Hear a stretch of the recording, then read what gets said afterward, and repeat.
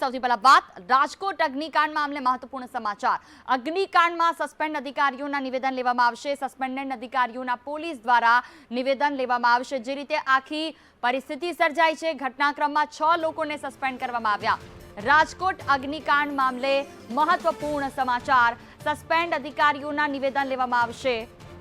જે 6 લોકોને સસ્પેન્ડ કરવામાં આવ્યા છે તે તમામ લોકોના નિવેદન લેવાશે।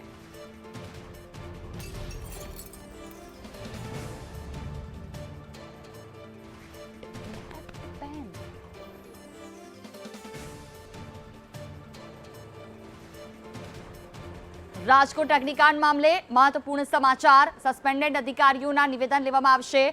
વધુ માહિતી સાથે મારી સાથે ન્યૂઝરૂમથી આઉટપુટ હેડ મનીષ પુરોહિત જોડાયા છે। જી મનીષ, 6 લોકોને સસ્પેન્ડ કરી દેવામાં આવ્યા। એક તો મગરમચ્છોને શું છોડી દેવામાં આવ્યા છે, માછલીઓને સસ્પેન્ડ કરી સંતોષ માની લેવાશે, અને હવે આ 6 અધિકારીઓની પૂછપરછનો શું મતલબ?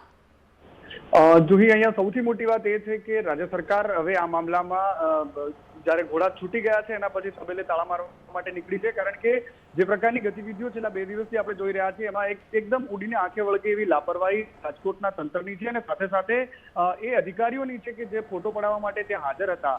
એની સાથે સાથે હવે સરકાર જ્યારે એક્શન લઈ રહી છે, બેઠકો બોલાવી રહી છે। રાજકોટમાં પણ મુખ્યમંત્રી અને ગૃહમંત્રી પોતે જઈ આવ્યા છે, આંટો મારી આવ્યા છે। મુલાકાતીઓ જે લોકો ઘાયલ થયા છે એમની સાથે વાતચીત કરી છે, પરિવારજનોને સાંત્વના પણ આપી છે। પરંતુ હવે સરકાર આજે તાબડતોબ બેઠક બોલાવી છે ગાંધીનગરમાં, અને બેઠકની સાથે સાથે એક નવી પોલિસી બનાવવા માટેની પણ ચર્ચા ચાલી રહી છે। સાથે આ તમામ જે અધિકારીઓ છે તેમને સસ્પેન્ડ કરવામાં આવશે, એમના નિવેદન લેવામાં આવશે।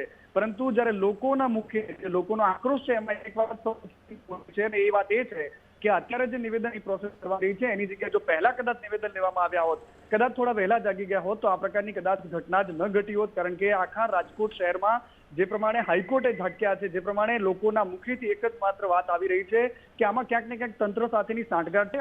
આના સિવાય આ પ્રકારની જે કારસ્તાન છે થઈ જ ન શકે, અને હવે સરકાર આ લોકોના નિવેદન લેશે। ખબર નહીં, સસ્પેન્ડ કરવું એ એકમાત્ર એમના માટે સજા હોઈ શકે છે, કારણ કે જે અધિકારીઓમાં લાપરવાહ છે, જેમણે આખા કાંડમાં પોતે સાથ આપ્યો છે, સહકાર આપ્યો છે, એમના નામ ક્યાંય આ એફઆઈઆરમાં નથી, પોલીસના ચોપડે નથી નોંધાયા। એનો મતલબ સાફ થઈ રહ્યો છે કે સરકાર માત્ર સસ્પેન્ડ કરીને, બદલી કરીને પોતાની જે કાર્યવાહી છે એને આગળ વધારવામાં સંતોષ માની રહી છે, અને ઉડીને આંખે વળગે એવી વાત છે। જોઈ બિલકુલ, અમારી સાથે જોડાયેલા રહેજો। વધુ અપડેટ માટે આપણી પાસે પાછા ફરીશું। તો સસ્પેન્ડેડ અધિકારીઓના નિવેદન લેવામાં આવશે।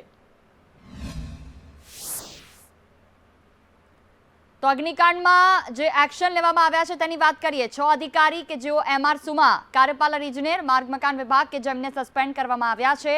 અન્ય આરોપીઓની વાત કરીએ। પારસ કોઠિયા, તત્કાલીન મદદનીશ ઇજનેર, એમને પણ સસ્પેન્ડ કરવામાં આવ્યા।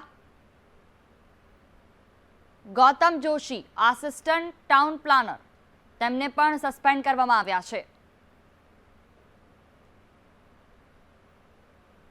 જયદીપ ચૌધરી, આસિસ્ટન્ટ એન્જિનિયર, તેમને પણ સસ્પેન્ડ કરવામાં આવ્યા છે। સસ્પેન્ડ કરાયેલા 6 અધિકારી જેમના ઉપર આ તલવાર લટકતી, VR પટેલ PI, જેમને પણ સસ્પેન્ડ કરવામાં આવ્યા છે। આ તમામ લોકોની પૂછપરછ કરવામાં આવશે। NI રાઠોડ PI, તેમને પણ સસ્પેન્ડ કરવામાં આવ્યા છે।